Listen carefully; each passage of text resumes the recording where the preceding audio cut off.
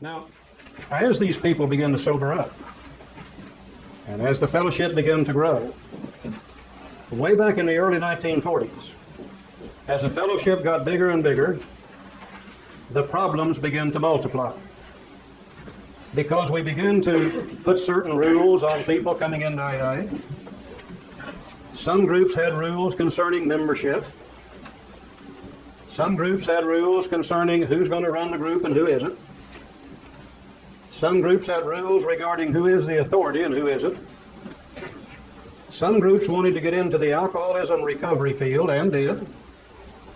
Some groups wanted a lot of newspaper and, at that time, film coverage. Some groups wanted to promote AA.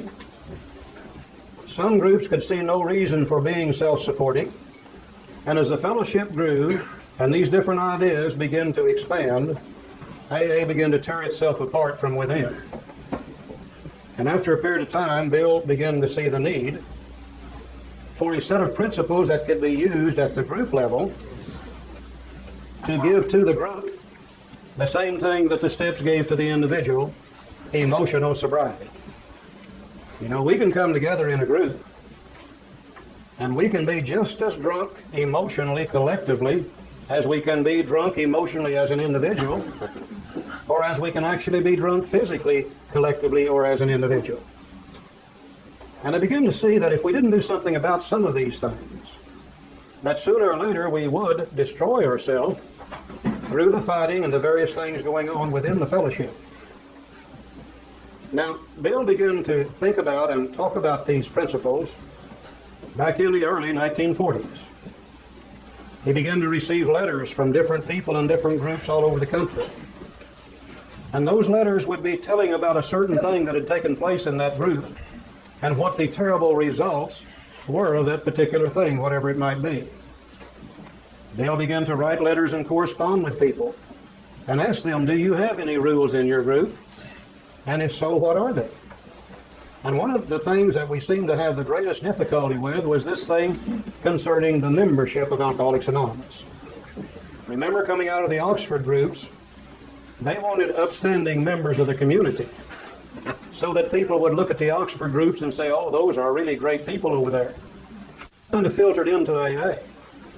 And the members were quite concerned about what the public in general would think about us if we didn't have the right kind of people in AA.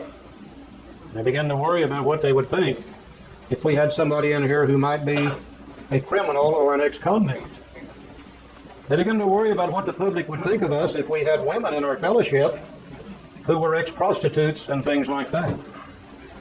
And most of these groups began to apply rules regarding membership. At one time, Bill canvassed the entire fellowship to get their membership rules.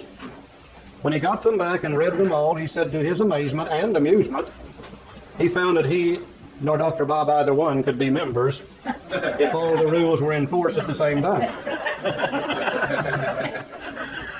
Now, he began to develop these ideas, and the normal fellowship or organization might have wanted to call them the rules of conduct. But Bill knew that you wasn't about to use the word rules with alcoholics. So he searched around for a better word to describe them. And he finally came up with the word traditions, which have no force behind them to enforce them, but which perhaps most people would begin to accept within the fellowship itself. And as soon as he began to write these things and ask people information and ask them about what they thought of them, he ran into the same stone wall that he ran into with the 12 steps. They said, what the hell do we need rules for? And who are you to tell us what we can do and what we can't do? And I don't care if you do have an office in New York City. You're not about to tell us what we're going to do in our group. And Bill had to do another selling job, just like he had to do with the 12 steps in the beginning. And he began to travel. And he traveled back in the 40s and during the Second World War, when traveling was very difficult to do. Literally hundreds of thousands of miles, visiting AA groups throughout our entire country and throughout Canada to try to get them to accept these things called traditions. The usual thing was said when he came into one of those meetings was, Bill, tell us about your flash that you had in the towns But lay off those damn traditions. We don't want to hear about them. And it took him several years to begin to get enough people interested in them that he began to feel that he could get them approved. Finally, a decision was made to call a meeting in 1950, and that meeting was to be held in Cleveland, and it was to become the first international conference of Alcoholics Anonymous. And at that meeting were people from all over the United States, Canada, and all the other countries at that time that AA had started in and that had little general service offices of their own. And at this conference, he presented to the membership as a whole these things called traditions. The membership as a whole looked at them, voted on them, and accepted them as the second legacy of Alcoholics Anonymous. The steps being the first, now then the traditions becoming the second.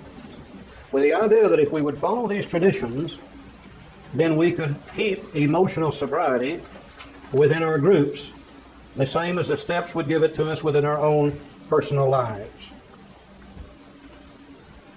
We believe that Bill followed identically the same pattern with these traditions that he followed with the steps. I don't know whether Bill realized this is what he was doing or not, but it's quite easy to see as we look at the 12 traditions that the first tradition identifies a problem. The problem is this: how do you keep unity within your group? How do you keep from fighting with each other? How do you keep the controversy out of the group? If we fight with each other, if we have controversy about many different things, then we really don't have time to work on our own sobriety, much less help other people keep their sobriety also. So the problem becomes, how do you keep the unity? Unity is vitally important, because without the group, we're probably all going to fail.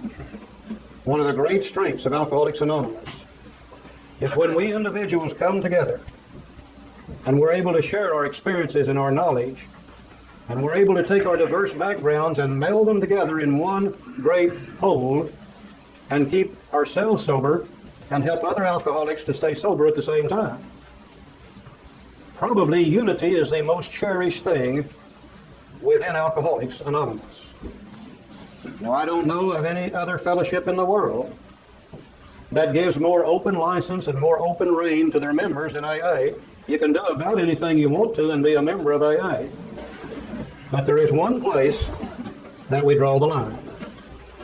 If, as an individual member of AA, you begin to create controversy within our group, and you continue to create the controversy long enough, we will sacrifice the individual for the good of the whole.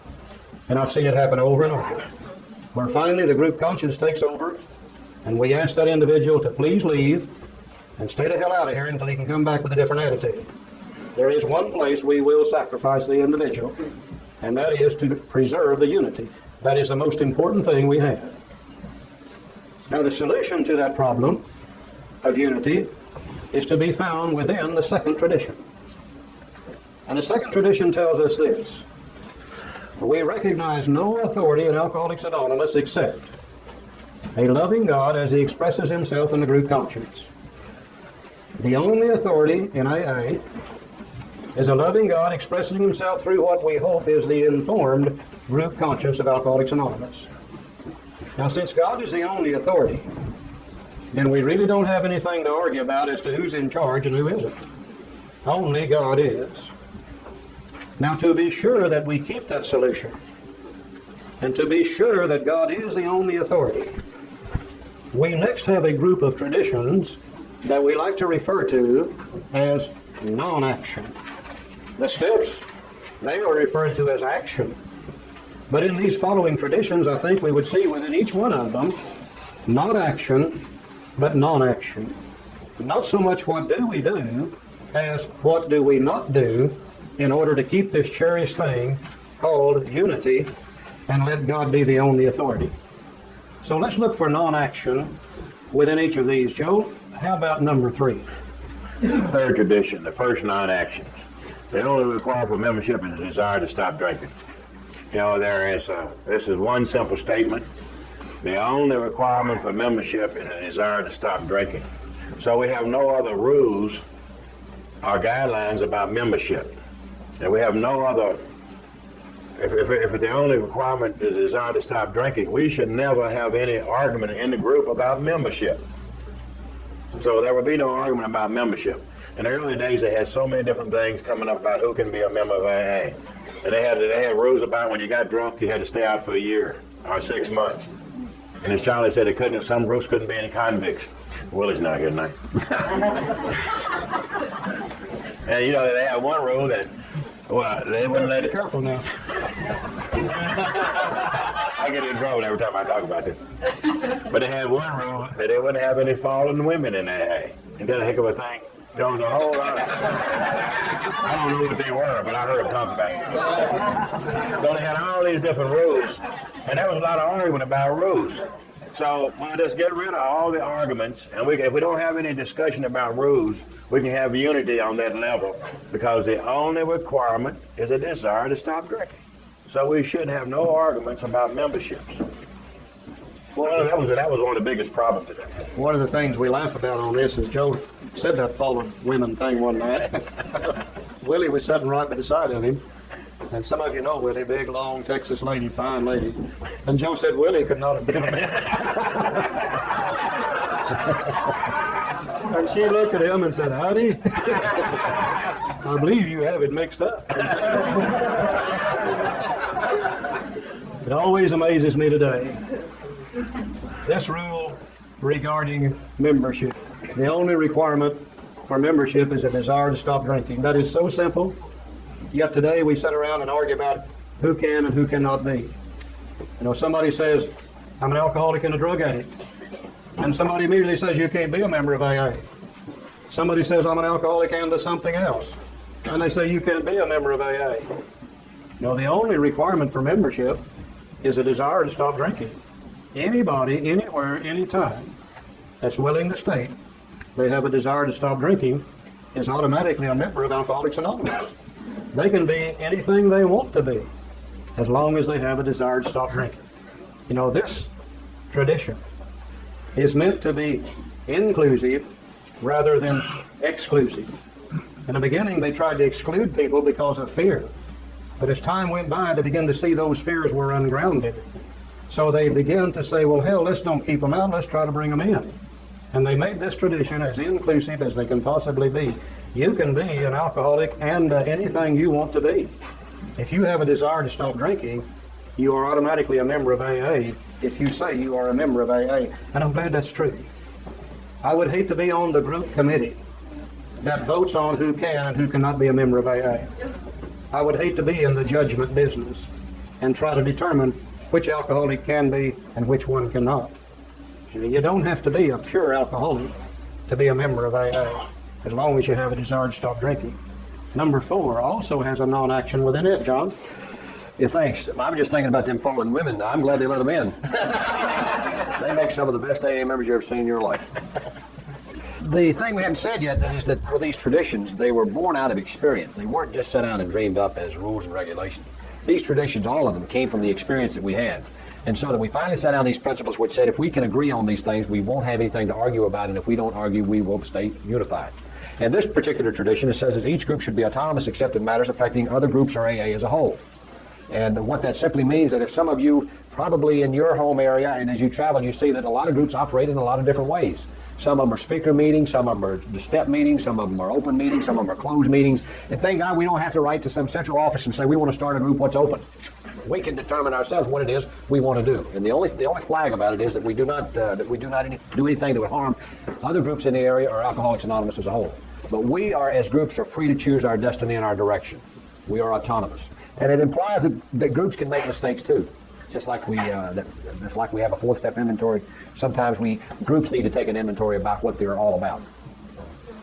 The non-action involved in that particular tradition is simply that no one group can tell any other group what to do.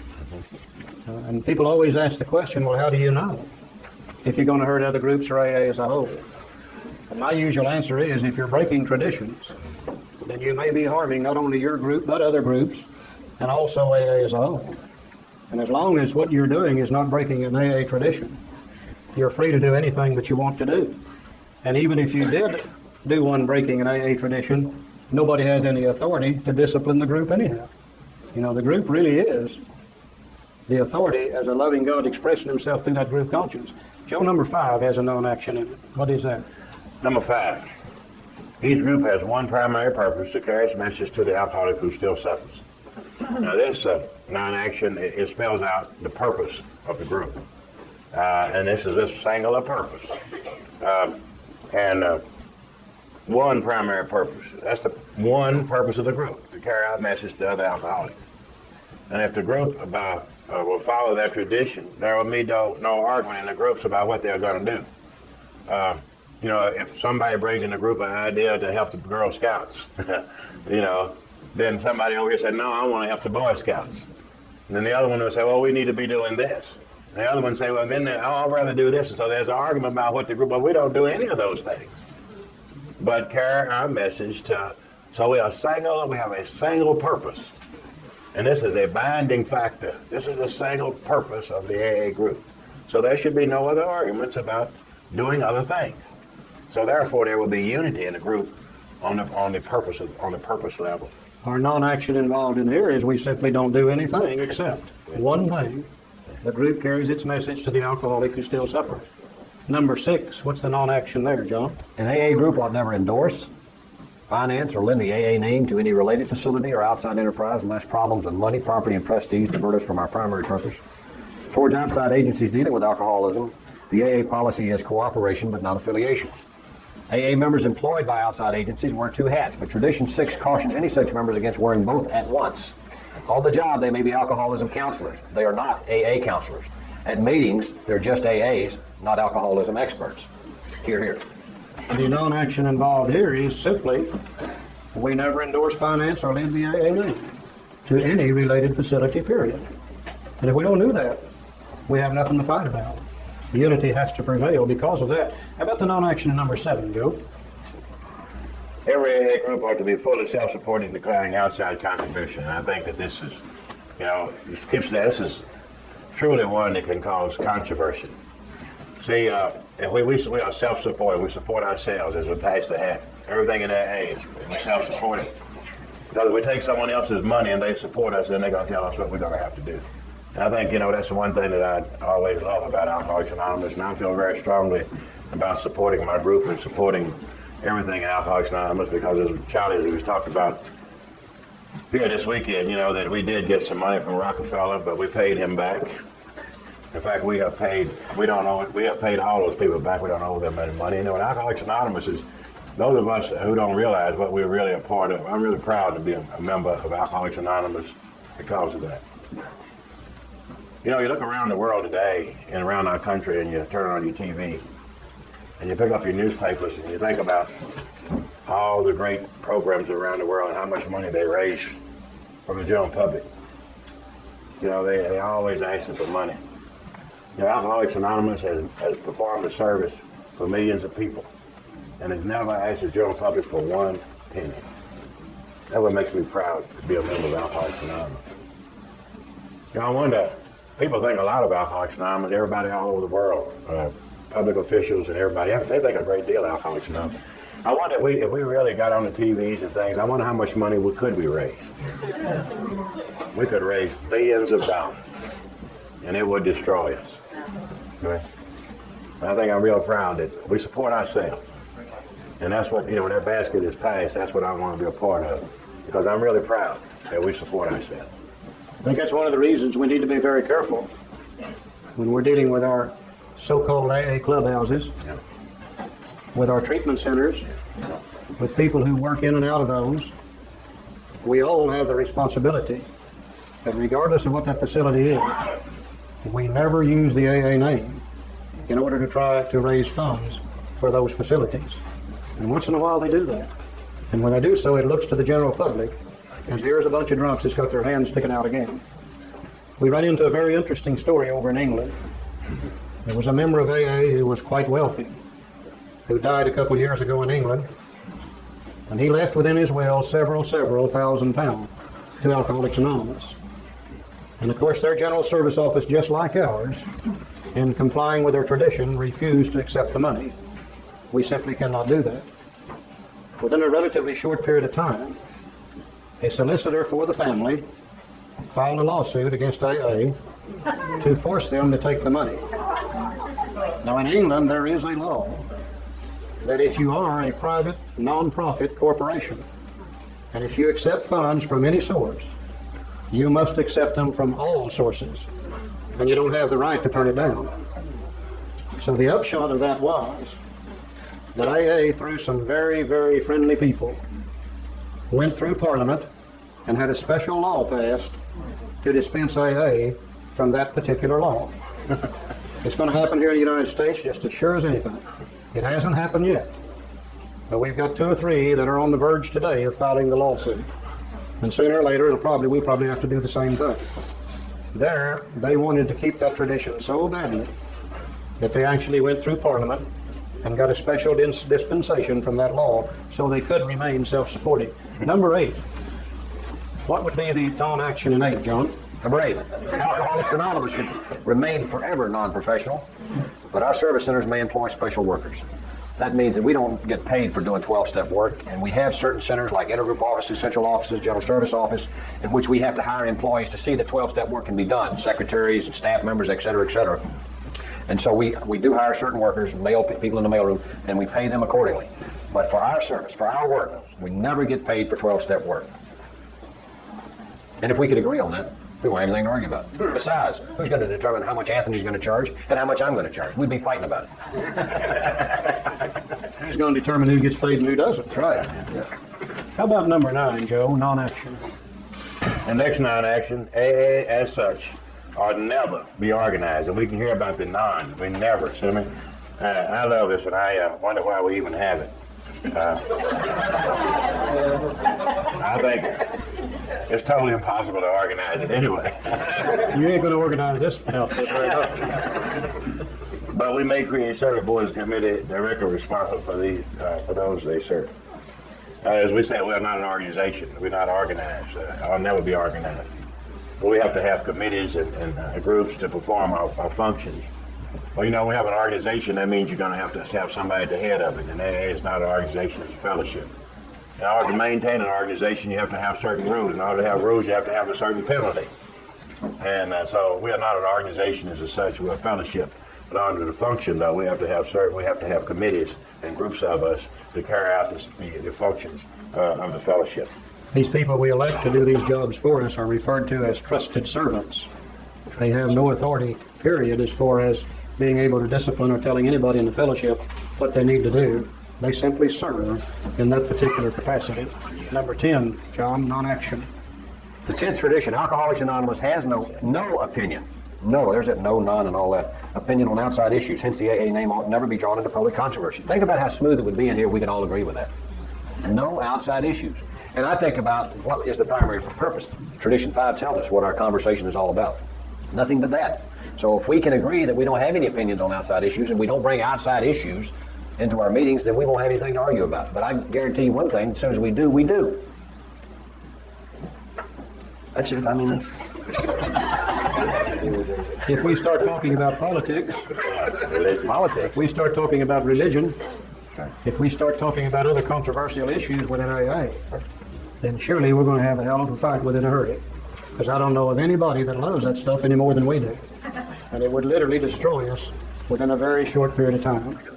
Okay, number 11. What's the non-action there, Joe? Our public relations policy is based on attraction rather than promotion. We need to always maintain personnel to the level of press, radio, and field. I think this is quite obvious, you know, because we get in all kind of arguments about who's going to represent the group on TV. And one would want to be doing it. It would be a lot of confusion. So this is a non-action. If we don't get into these things, there won't be any controversy in the group. And I think, you know, we say, you know, well, it's attraction rather than, I think that has really been the success of Alcoholics Anonymous. And it's very difficult because, you know, most everything in the world has to be promoted. And that's another thing that's really different about Alcoholics Anonymous. It's not promoted. Everything that we see is promoted. And that's what makes us different. And maybe that's what makes us attractive.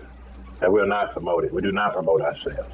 And I think that's one of the greatest attractions in our society today, the lack of promotion. Of course, one of the purposes of this particular tradition is to protect AA itself. If we have a well-known figure, public figure, who becomes a member of AA, and if that figure within a relatively short period of time begins to appear in front of the press, radio, television, etc., promoting AA and promoting himself as a member of AA, and then that person gets drunk, then it looks very bad as far as AA is concerned. And I think every time that happens, there's probably 2 or 3 people out there just on the verge of joining AA, and they see that guy get drunk or that woman get drunk, and they say, see, I told you the damn thing wouldn't work anyhow.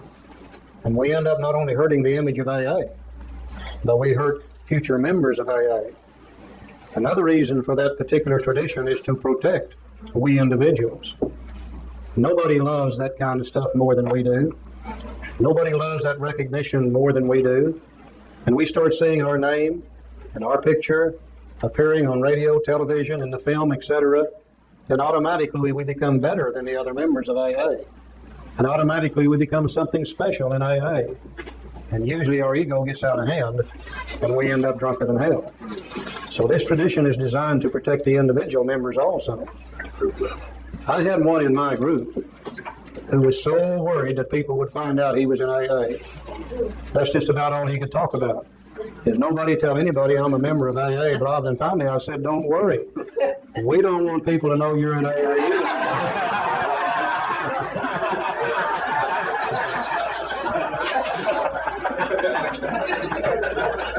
The 11th tradition plainly states the level at which we are to keep our anonymity, at the level of the press, radio, and film. If I wish to reveal my full name to you within this fellowship, that is perfectly all right. That is my business. I cannot reveal my name and my AA membership at the level of press, radio, and film without breaking this tradition. But I can sure as hell break my own anonymity within AA if I wish to.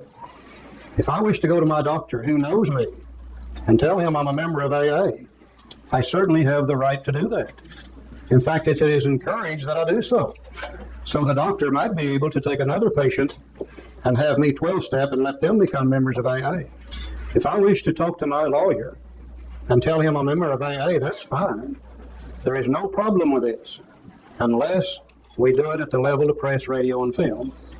This tradition is meant to guide us in our public relations policy. It is certainly not meant to hide us from each other within AA. Now, if you don't want to use your last name within AA, that's fine also. That's your business entirely. Just like if I want to use mine, that's my business entirely, as long as it's not done at the level of press, radio, and film.